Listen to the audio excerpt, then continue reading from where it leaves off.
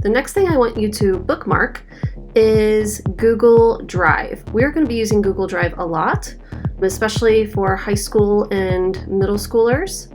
So if you go to our Google Apps over here on the right, one of the very top things you will see is this pyramid triangle shape, and that is our drive. Go ahead and click on that.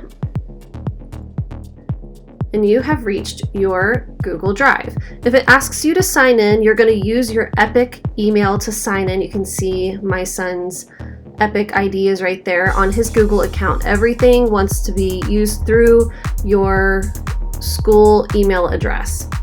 Once you're here, go ahead and bookmark it. So again, we're going to add a bookmark. We're going to call it My Drive.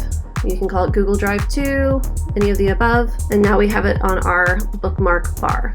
There's a few things in Google Drive that I want you to be able to do. First thing is here we have a new button right here, and it gives us options. The first thing I want you to do is a new folder, and let's just title this ELA, create.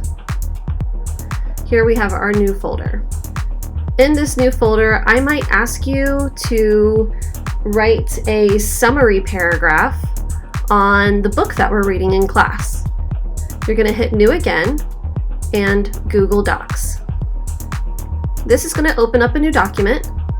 Here we can name the document, and you're always going to put your name on it. So I'm going to put Elijah Wynn, because that's his name.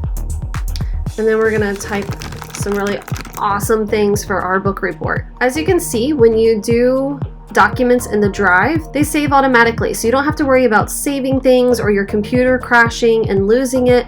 Even if your Chromebook dies or if it completely crashes and you have to get a new Chromebook, this is all saved online. All you have to do is enter your school email address again, and all of your work has been saved. So you just got done typing this amazing book report for me for the book The Giver. You are now going to share it with me. So you hit share, and oh, look, there I am. I pop right up. Megan Wynn. You can say, "Hi, Teacher Megan. Here is my book report. Thanks." It's always nice to say thanks to someone. I might make some comments on your paper, so keep that as editor and then send it to me. You just turned in a book report to me.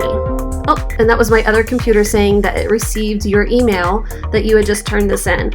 So there might be some activities or even reports or writing things specifically for like portfolios and things that I will ask you to do throughout the year. And you're going to have to know how to create these reports and how to send them in. That's how you turn it in to me. Let's go back to our drive, and as you can see, our Giver book report is right here in our ELA drive.